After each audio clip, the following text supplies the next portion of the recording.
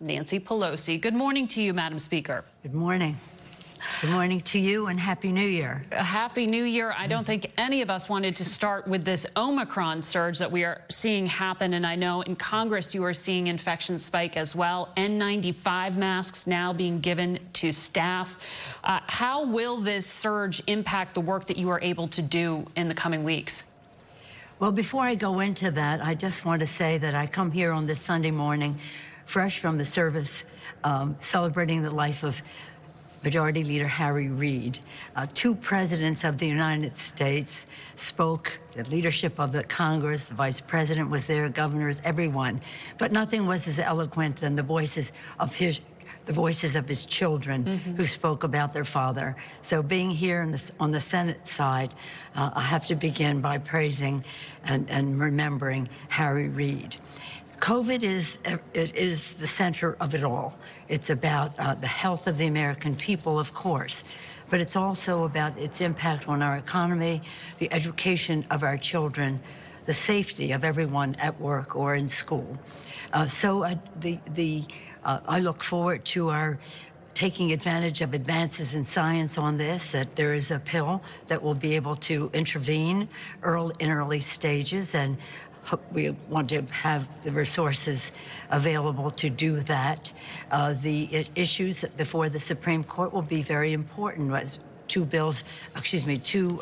cases there, one about healthcare workers, one about the president's mandate for going beyond healthcare workers. So there's a good deal, whether it's legislation for more resources, whether it's the court's decision and the rest. And also it's just about our own taking personal responsibility to stay safe. When you say legislation for more resources, $6 trillion has already been spent over the course of this, been allocated over the course of this pandemic. Are you saying that you need more coronavirus relief, and will that go in the spending bill when government funding runs out next month?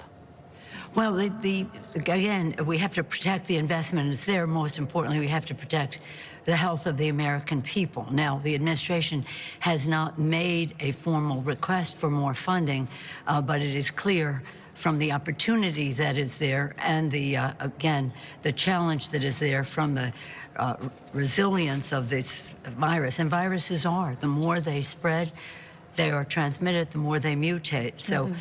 The good advice for everyone to get vaccinated, to be masked, to have spatial distancing, and the rest, and to be tested, continue to be important. When you have this government funding deadline, the February 18th, I believe it is, yes, you have that opportunity to bundle together perhaps some other things here. Will you try to extend the child care tax credit at that time, since it has expired? Well, that's a different bill. Right. That is in the Build Back Better legislation. In the appropriations bill, which is to keep government open, we are in those negotiations now under leadership in our House of Rosa DeLauro, our distinguished chair of the Appropriations Committee, and we must find a solution. Now, I'm an appropriator. That's my culture in Congress, appropriations and intelligence, and I believe that left to their own devices on both sides of the aisle, the appropriators can get the job done.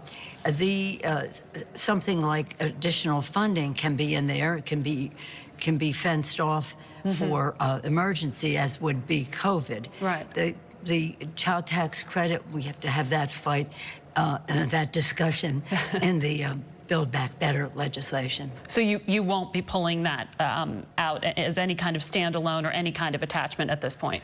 Well, I would hope to, but in order to do this, in order to pass the Build Back Better, it's under reconciliation.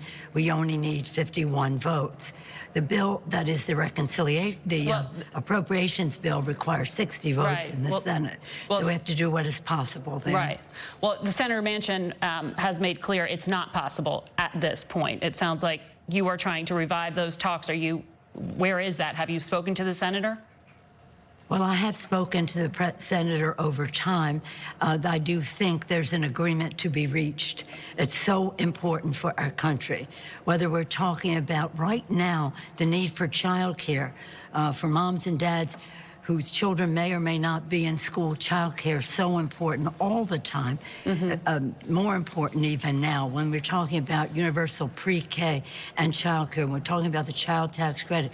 We're talking about home health care. Right. All of those things. Expand the Affordable Care Act to include those who were not expanded under Medicaid in some of those states. But in addition to that, we see weather, and that weather is telling us that we must do what is in the bill to address the climate crisis, which is causing so many unusual natural disasters, not all of them from climate, but exacerbated by it. Well, the White House is putting its shoulder behind this push for voting rights and election law versus Build Back Better in the coming days at least. I want to ask you, when you look around the country, there are many states that are changing their own election laws, and it could increase the chance for partisan interference when it comes to certifying an election outcome. Have you thought about that scenario for these midterm races? Would you commit to seating an elected person if their election is not certified in the state that they are elected out of? I mean, regardless of the outcome, will you seat them? Well, first, let's get the bill passed. I think that the order of things is very appropriate. There's nothing more important for us to do than protect our Constitution and our democracy. What the Republicans are doing across the country is really a legislative continuation of what they did on January 6th, which is to undermine our democracy, to undermine the integrity of our elections, to undermine the voting power, which is the essence of a democracy. So we have to do that bill. There is no more important bill that enables us to support and defend the Constitution of the United States. There are not the votes in the Senate for that at this point. So we just have to keep working on that. But have you have to keep working. Have you thought about that scenario? Because it is a potential scenario for these upcoming races where you have this dispute at the state level. How will you handle that?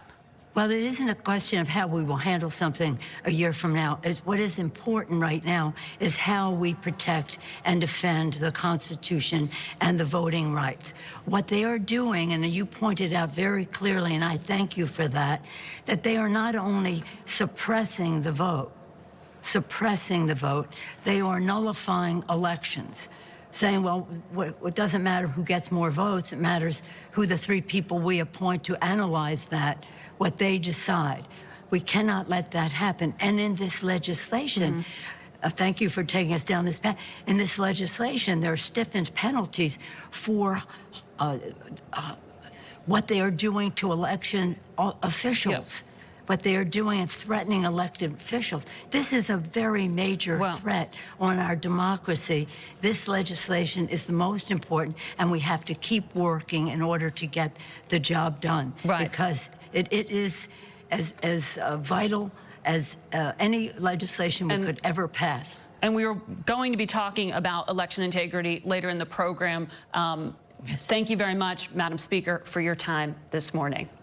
It was my pleasure to be with you. Happy New Year. Happy New Year. Thank you.